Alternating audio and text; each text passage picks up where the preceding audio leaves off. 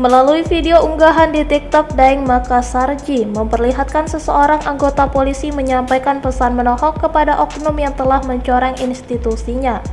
Bukan tanpa sebab, marwah institusi kepolisian kini benar-benar diuji dengan sederet tindakan pidana yang dilakukan oknum kepolisian. Dari mulai mantan Kadif Propam Ferdi Sambo membunuh bawahannya Brigadir J, lanjut isu keterlibatan anggota kepolisian dalam judi online konsorsium 303, dan terbaru sewenang-wenangnya anggota polisi menembakkan gas air mata ke arah tribun penonton pertandingan Arema FC melawan Persebaya yang menyebabkan banyak korban jiwa.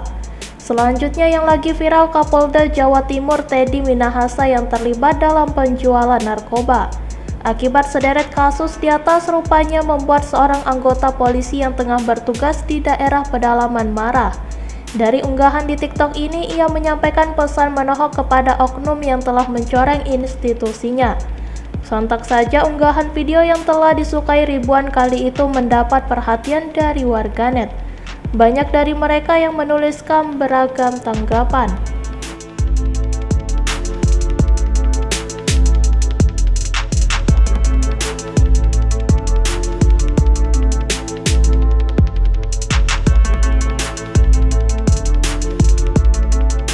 Terima kasih sudah nonton. Jangan lupa like, subscribe, dan share ya.